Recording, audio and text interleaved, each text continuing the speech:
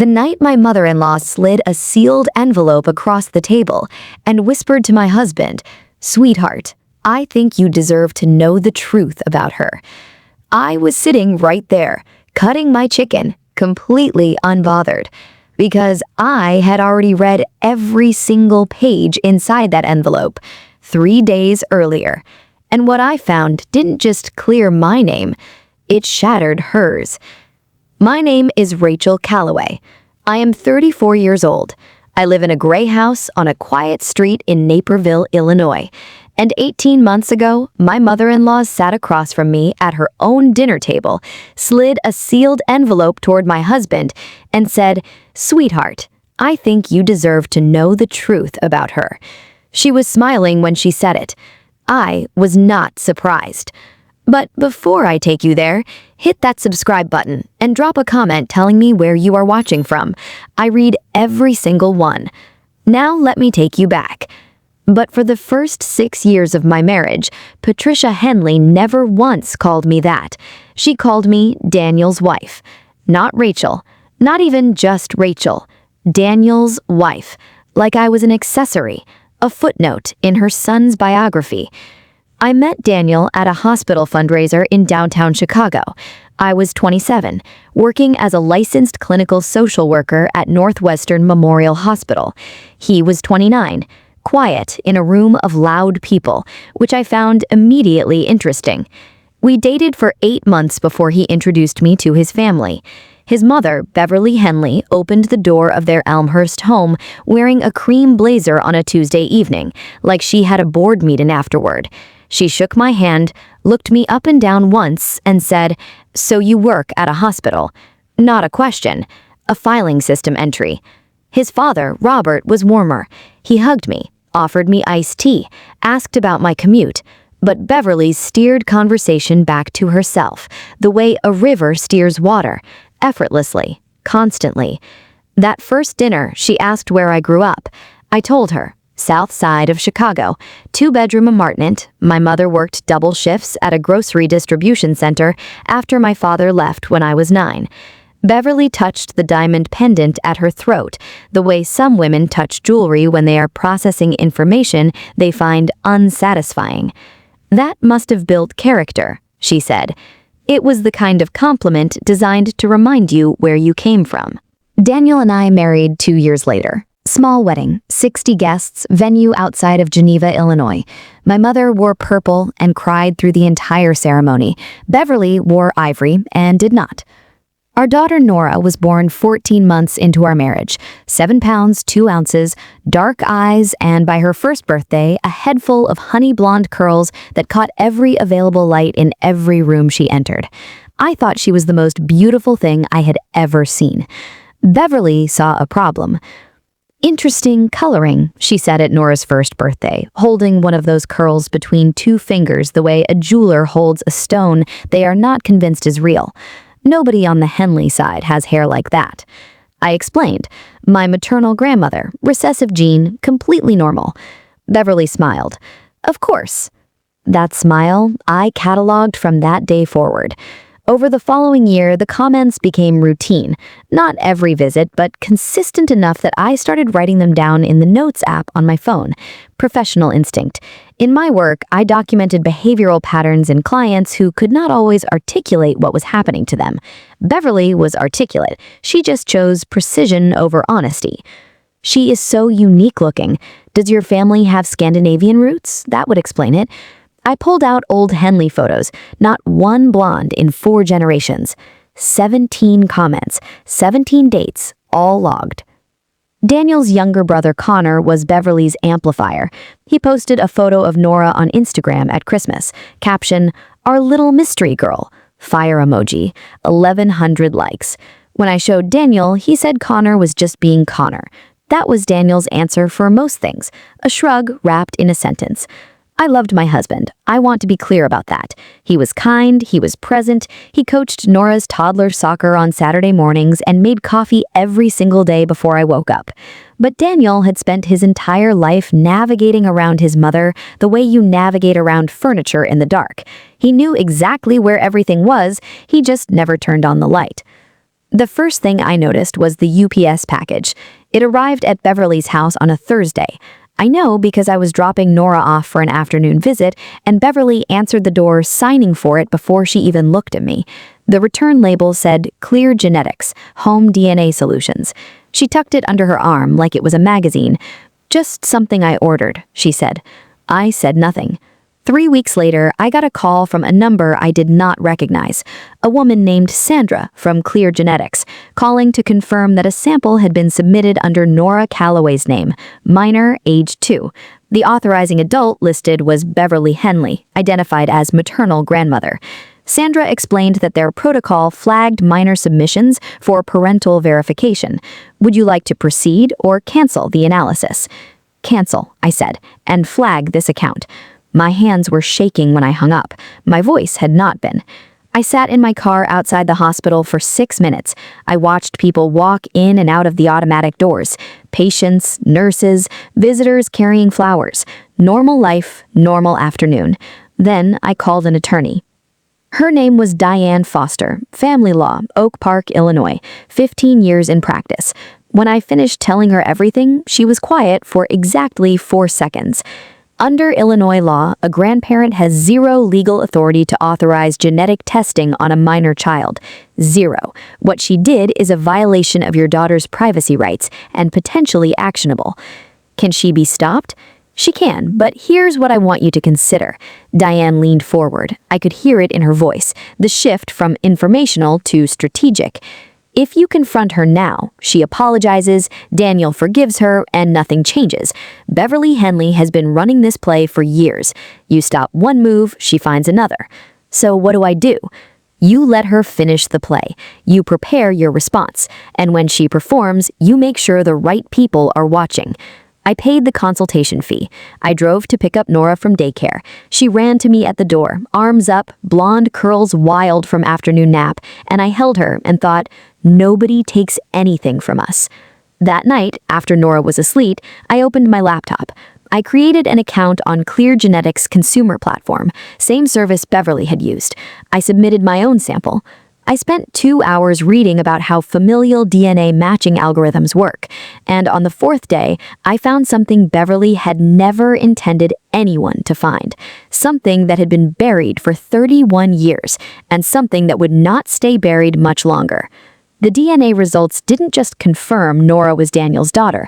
They revealed that Beverly Henley had a secret she had been hiding since 1993, and every person at that Sunday dinner table was about to find out at the exact same moment she did. On the 5th day, I found the name. Marcus T., age 38, Seattle, Washington. Relationship estimate on the familial match report, half-uncle to Nora Calloway. I stared at the screen for a long time. Half-uncle meant one thing. Marcus shared a biological parent with either Daniel or with me. Since I had submitted my own sample separately and cross-referenced it, the connection was not on my side. It was on Beverly's. Either Robert Henley had a son nobody knew about, or Beverly did. I did not sleep that night. The next morning, I called Diane. She told me what I already suspected. If the math was accurate, someone in the Henley bloodline had a biological child they had never disclosed.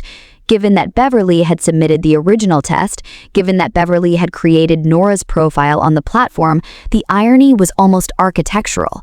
She had built the door. She had handed me the key. It took me 3 evenings to find Marcus Thompson. He was not hiding. He had opted into the open contact feature on the platform. His profile said simply, adopted at birth, Chicago, Illinois, 1987, looking for biological family, open to conversation. Born 1987, Beverly was 24 that year. She and Robert married in 1989. I did the math twice. Then I sat at my kitchen table and thought about a 24-year-old woman in Chicago, unmarried, probably terrified, signing papers in a hospital room and walking out without a baby she had carried for 9 months. I understood that kind of impossible choice. My own mother had made impossible choices her entire life. But understanding a choice is not the same as forgiving the architecture of lies built on top of it. Beverly had not just surrendered a child, she had spent 31 years so afraid of that truth surfacing that she had redirected her fear like a weapon, pointed it at me, pointed it at my daughter. I saved everything to a folder on my desktop: screenshots, match reports, dates, documentation. I emailed copies to Diane. Then I waited. Beverly announced the Sunday dinner 4 days later. Her voice on the phone was the particular brightness of someone who has been rehearsing. I want the whole family there: Robert, Connor, Aunt Susan, everyone. I told her we would be there. Sunday morning, I dressed carefully. Navy wrap dress, simple gold earrings Daniel had given me on our 3rd anniversary. No armor, just myself. Nora wore a yellow dress with strawberry buttons. She twirled 3 times in the hallway mirror before I caught her and buckled her into her car seat. She fell asleep before we hit the highway, honey blonde curls pressed against the gray fabric, one hand gripping her stuffed rabbit. Daniel drove. Classic rock, low volume. He reached over once and squeezed my hand at a red light. We pulled into Beverly's driveway at 4 o'clock, 3 cars already there: Robert's sedan, Connor's truck, and a white Honda I recognized as Aunt Susan's. Beverly met us at the door. She hugged Daniel long and firm. She nodded at me, brief, efficient, the same greeting she had given me for 6 years. "Put Nora down in the guest room," she said. "She can rest before dinner." I carried Nora upstairs, laid her on the bed, pulled a blanket over her legs. Her curls fanned across the white pillow like scattered gold. I stood there for 10 seconds longer than necessary. Then I went back downstairs. The table was full. Robert at the head, Connor beside him, phone face down for once, Aunt Susan arranging her napkin with the focus of someone who needed something to do with her hands, and on the hallway console table, exactly where I expected it, a manila envelope. Thick, sealed, waiting like a verdict. Dinner was pot roast and roasted vegetables. Robert talked about refinishing his basement. Connor complained about Chicago traffic. Susan asked about Nora's preschool. Normal sounds, normal dinner. But I was watching Beverly. The way she refilled glasses she had not been asked to refill. The way she laughed half a second after everyone else. The way her eyes traveled to the hallway console every few minutes, checking, confirming, rehearsing. She believed with complete certainty that what was inside that envelope would end my marriage. She was 20 minutes away from the worst miscalculation of her life. When the plates were cleared, Beverly stood. She smoothed her blazer, touched her diamond pendant once, and said, "Before dessert, I have something important to share with this family." The table went quiet. Robert set down his water glass. Connor looked up. Susan folded her hands. Beverly walked to the hallway, returned with the manila envelope, and placed it in front of Daniel with both hands flat on the table. "Open it," Beverly said. Daniel looked at the envelope, then at his mother. "What is this?" "It is a DNA test," Beverly said. Her voice was measured, practiced. "For Nora." The air in the room changed. I felt it like you feel pressure drop before a storm. Robert exhaled slowly. Connor leaned forward. Beverly looked at me. "No offense, Rachel, but this family deserves the truth. That little girl does not look like a Henley. She never has." She paused. "And I believe Daniel has a right to know whether he is actually her father." The sentence landed on the table like something dropped from a great height. Susan looked at her plate. Robert's jaw tightened. Connor said nothing for once in his life. "Open it," Beverly said again, still smiling, still certain. Daniel broke the seal, pulled out the pages, read in silence. 15 seconds, 20. Then he looked up. "She is mine." He held up the first page. "Probability of paternity, 99.9997%. Beverly blinked. "That cannot be right." "It is right, Beverly." My voice was level, calm, the same voice I use when I tell a client something true that they are not ready to hear. "I know because the lab called me 2 weeks ago to verify parental consent. Consent you never obtained." The room shifted. Under Illinois law, a grandparent cannot authorize genetic testing on a minor child without written parental consent. My attorney has already been briefed. That letter will arrive at your door on Tuesday. Beverly's hand went to her diamond pendant. I was protecting this family. "Keep reading," I said. Page 4. Daniel turned the pages slowly. His eyes moved across the familial match report. He read out loud the way people read things they do not yet understand. Potential familial match. Marcus T., age 38, Seattle, Washington. Relationship estimate, half-uncle to Nora Calloway. He stopped. Read it again. Half-uncle. He looked at me. That means he is either my half-brother or... He is not mine, I said quietly. Daniel turned to his mother. Beverly's smile did not fall. It fractured, still in place but no longer holding anything together. Mom, who is Marcus? Beverly opened her mouth. Nothing came out. Her hand dropped from her pendant. Aunt Susan pushed back her chair and stood up. Beverly, don't. 2 words, and the whole table understood. Robert's voice came out quiet and even, the voice of a man who builds things carefully and checks his work. Bev, answer the question. Beverly looked at Susan. Susan shook her head, small, desperate. It was before you, Beverly said. Her voice cracked, not performed, real. The crack of something load-bearing finally giving way. I was 24. I was not ready. My parents, they said I had no choice. You had a child. Daniel's voice was flat. I was so ashamed. I buried it. I thought if I never... You told Susan. Robert looked at his sister-in-law. Susan sat back down and said nothing. Her silence was its own confession. 31 years, Robert said, not loudly, quietly, which was worse. Beverly cried, real tears, the kind that come from a place that has been sealed shut for 3 decades. For one brief moment, I saw her clearly, not the woman who had spent 6 years cataloging my flaws and questioning my daughter's DNA, a frightened 24-year-old in a Chicago hospital making an impossible choice. I understood that woman. Then Beverly straightened her back, wiped her eyes, and said, "This is Rachel's fault. She did this to humiliate me." The sympathy evaporated. Daniel stood up slowly. "Rachel did not do anything, Mom. You ordered the test. You planned this dinner. You put that envelope on the table." He picked up the pages and held them toward her. "I think you need to see this." Same words hers, returned. "Isn't that what you said?" Beverly reached for the papers. Daniel pulled them back. I went upstairs to get Nora. She was still sleeping. Blonde curls spread across the white pillow, one hand wrapped around her rabbit's ear.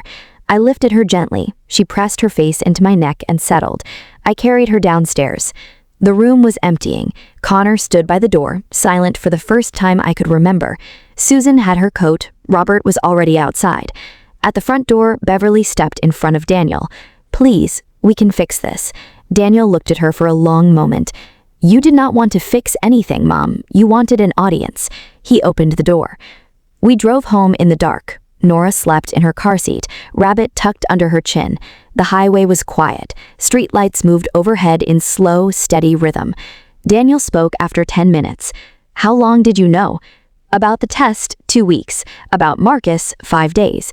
"Why didn't you tell me?" I had thought carefully about how to answer this. "Because if I had, you would have called her, she would have cried, you would have protected her, and 2 months from now we would be sitting in the exact same place." He was quiet for a long time. Then, "I have a brother." He said it like he was learning a new word in a language he had not known existed. He reached across the console and found my hand. He did not let go until we were home. 3 weeks later, Daniel contacted Marcus Thompson through the platform. Marcus responded in 4 hours. They scheduled a video call. Daniel set up his laptop at the kitchen table on a Friday evening. I took Nora to the living room.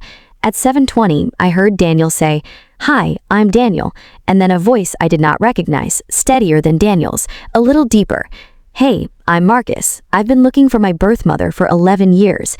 I stayed in the living room, but I could hear them. After 30 minutes, I heard Daniel cry, the real kind, from somewhere deep and long compressed. I stood in the kitchen doorway. On the screen, Marcus was wiping his eyes too. Same jaw, same slight tilt of the head when listening. Nora tugged at my sleeve. "Mommy, why is Daddy sad?" I picked her up. "He's not sad, baby. He just found someone he did not know he was missing." Beverly and Robert went to couples counseling. Robert moved to his brother's house for 6 weeks first. When he came back with conditions. Beverly stopped wearing the diamond pendant. She never explained why. She didn't need to. Aunt Susan was not invited to Thanksgiving. No announcement, no discussion. The empty chair said everything. Courtney sent a handwritten apology letter, 3 pages, the most honest thing she had ever produced. The manila envelope sits in the top drawer of my desk. I kept it, not as a weapon, not as a trophy, just as a reminder that the people most desperate to expose your secrets are almost always drowning in their own, and that the truth doesn't need a performance, it just needs patience. If this story reminded you to trust yourself when the whole room doubts you, share it with someone who needs to hear it today. Subscribe, drop a comment, and I'll see you in the next one.